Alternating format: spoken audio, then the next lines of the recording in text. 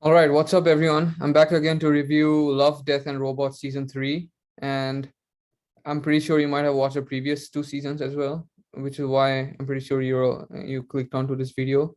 And just to let you know, this video will also have spoilers, so I'm pretty sure you might have watched this season before clicking onto this video. Now, let me first share my initial thoughts. So, as you remember from last year, if you watched my video, I reviewed season two. This time, I'm going to review season three. So there's that. And more than comparing the season with the previous seasons, I think I'm just going to talk about this season rather than compare it with other seasons. I think that's what this video is more about. And even though I might not be able to go through all the episodes, I'll still try to share my overall thoughts of the episodes. Let's first start off with the first episode. And reason for that is that this episode certainly gave a strong hook to the season. It certainly got me hooked to the season. Just watching three different kinds of robots interacting with each other, and basically just poking fun on humanity whilst living on Earth. After looking at Earth and just how like human beings, like just the kind of condition human beings left Earth with. And then that way they basically just talk about humanity, and it was very funny and somewhat insightful too, even though what they say is true about human beings, it's not, of course it doesn't apply to all human beings, just like how they're talking about how greedy human beings can be and selfish, rather than trying to like use the resources to make the lives of other human beings better. All that stuff, yeah, that is true, but of course not always true. Well, let's be honest here. And now, once again, it was a very insightful yet a very engaging episode to watch. So that way, I had a strong hook to the season. And as for the ending, I liked how they made the ending just to see the cat show up and then make a fourth wall break saying, "Did you think it was Elon Musk?" Something like that. I think that was a very hilarious and I'll say a pretty smart ending. Now, there are also episodes that were like quite short and simple. I mean, Love, Death, and Robots. I have different kinds of episodes that have different kind of purposes. So let's first start talking about the short and simple kinds of episodes, which don't have much depth to them, but they're very engaging for the duration. So one particular episode that comes to my mind would be Mason's Farm from this season. I think, I mean, it was an alright episode. I mean, I completely enjoyed the episode, like, and just like how I mentioned here, this was a quite fun episode, and it was certainly fun to see or interesting to see how, yeah, other animals apart from human beings could also evolve. And among all the animals, they chose to show rats evolving, and they evolved in a very fascinating way from how they given how they showed the rats in this episode. And basically this episode was about like Mason the farmer trying to kill all the rats, but then eventually they build a friendship between each other. I think that was a very happy ending. Nonetheless, I felt like this episode was a good episode, once again a fun episode to watch, even though didn't have much depth to it. Now, moving on to the longer episodes, which of course this show also has quite a lot of. I think even though they do have more in depth, I would have to say some of them can certainly get very emotional as usual. Like this is not the first time I've gotten emotional after watching a Love, Dead and Robot uh, episode. But one particular episode from the season would be the very pulse of the machine. I don't know whether you would agree or not, but I just certainly got very emotional after watching this, or while watching this episode. Just looking at, just watching Kim Wilson, talking to her dead partner. And then there's the other scene, where she's like contemplating whether she'll either live or die if she jumps into that pool. I think the background music during that scene certainly made it even more emotional. Certainly got me touched. So I don't know, tell me what you thought about it. Maybe I got a bit too emotional. I don't know. Just tell me what you thought about the and this episode in particular, and other episodes similar to this. Have you ever gotten any emotional? Have you ever gotten emotional after watching a Love, Death, and Robots episode? But now moving on to the next episode, I really wanted to talk about the next episode just because of how smartly it was placed. I think they placed it they placed it right after the Very Pulse of the Machine episode, probably because they knew that the people were going to get emotional after watching the Very Pulse of the Machine. So that's why they decided to, help bring back the joy by placing this episode right after that episode. Because honestly speaking, this episode, The Night of the Mini Dead, while it is certainly horrifying, it would be horrifying in real life to, experience a zombie apocalypse. But just the way, they executed this whole episode was really fun to watch. Just basically, just they basically, just keep moving around the whole world and showing, like zombies chasing human beings and turning them into zombies as well.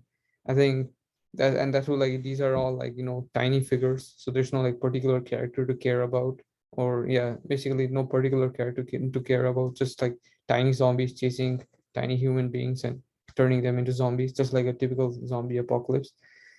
And then I just like how they just keep building up the intensity just for a tiny explosion at the end, all across the solar system. Just that beep, this mini explosion that takes place on planet Earth, of course. And they just show it from, a solar system perspective, and it's not really that big of a deal. Is to see a small, not a relatively small planet like Earth to explode like that.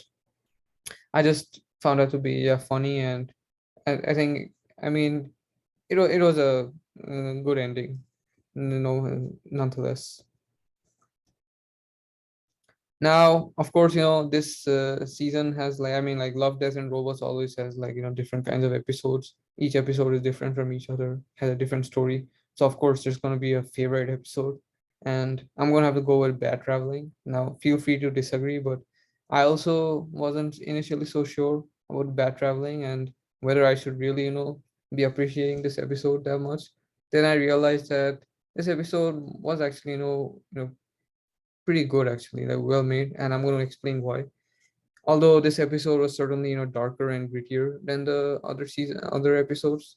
I don't know what you thought, but I just found it to be darker just because, it's about a bunch of crew members stuck on the same ship as this crustacean who, keeps eating each crew member. And I'm going to talk about that in a while. And basically, they're sailing to this island called Faden Island, which I'm also going to talk about a bit later. But let's just talk about the main character in this episode, Torian, and just how smartly he just threw everyone under the bus by feeding all of them to the crustacean, except for himself, of course. I think it was just, I feel like, the way he strategized, how to throw, how to basically feed each crew member to the crustacean was pretty smart of him, and very, interesting to watch how he does that. And that way, I just that way I really thought this episode was that interesting for a reason, to the point that it was my favorite episode. And obviously, not only, does he just feed every crew member, but then he also destroys the ship with a crustacean in it. But then he eventually lives. So that just shows that he probably had it all planned from the beginning itself, or he probably planned it along the way. I don't know. However, speaking of the Faden Island, which I think they were like supposed to sail towards, so that, the crustacean could, eat whatever he wanted. I think it certainly made me curious to know how things would have panned out, given that, they never make it to the Faden Island, because, eventually Torin just burns the whole ship and just escapes with a crustacean in it. So it made me wonder how things would have panned out if they actually made it to the Faden Island. And I'm pretty sure it would have still been the same. The outcome might have been the same. This time, not only just the other crew members, but even Torin might have also been eaten by the crustacean. But that's just my prediction. So who knows? Probably wouldn't have made a difference if they even if they made it to the sorry, even if they made it to the Faden Island. Probably it would have been worse. Now, of course, one last thought, which is particularly about the last episode, Jibaro. I wanted to talk about it and wanted to say that I felt like the plot was all right, and it was all right to see, like two different kinds of characters falling in love with each other, and, just basically falling in love, but then, things don't really go the way as expected, because, the man basically just betrays the lady with the, power to create sirens by, stealing all the treasure from her. But I'll have to say, this whole idea of the siren lady, just like, sucking up all the men into the lake with her, siren power, because, they're stealing treasure from her. I just found it to be a bit weird, For some reason, yeah, I just thought it was a bit weird. Like, honestly, it wasn't exactly for me, but it was still tolerable. Not to say I hated this episode. I'm just saying that I just found it to be a bit weird how the whole concept of this like episode was. For example, one weird scene was the man, kissing the woman, and then like the blood comes all over the face. I was just like, why? Any explanation? I don't know. Maybe I missed something, but I just found this whole episode to just be weird. And this is not the first time. There have been like previous episodes like this in the previous seasons that have been weird like this. But there's that. And I also wanted to mention how the editing was also a bit choppy. I don't know if you guys also you guys think the same way as me, but I thought the editing was a bit choppy, that it made it hard to focus, like not it wasn't hard to focus on which character was who, but it was hard to focus on the movement of the characters itself, just because of the editing being a bit choppy. But maybe that was a whole purpose of, maybe that was how this episode was supposed to be like. I don't know. Now, what I'm trying to get to is that this season, just like the previous seasons, gave me a mixed bag of feelings. And I guess that's what really makes the show special. Sometimes I would feel sad. Sometimes I would just get, an okay feeling, like a meh kind of feeling after watching an episode. Sometimes I would get positive vibes. And then sometimes I would just feel, really weird after watching a Love, Death, and Robots episode. But I guess that's what this whole, show is about, not just this season, but this whole show is about, just to give you a mixed bag of feelings. It's only a matter of how they place each episode, and whether like they're able to like capture the emotion of the audience as they want to. But that's just me who thinks like that. So there's that. And if that was their intent, to give me a mixed bag of feelings, I think they were quite successful at it. I won't lie. So there's that. And moving on to my final thoughts, I think I'll just say, make it clear that I still enjoyed the season regardless of what I said, because the story ideas, as usual, were very unique out of the box. So were the visuals, at least for most of the time. Sometimes, like, the episodes are very, like, casual, very like okay kind of episodes. But then there are also episodes with like not just the story ideas, but even the visuals are also just really mind blowing. And once again, like I had previously mentioned, my feelings were just all over the place after watching this season.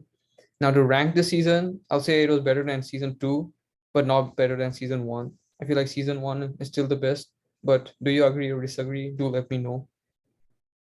So that's all I had for this video. Tell me what you thought about this video, and of course this season, and whether you agree that season three was better than season two, but not season one. So you tell me. And here's a reference. So until next time, see you next time.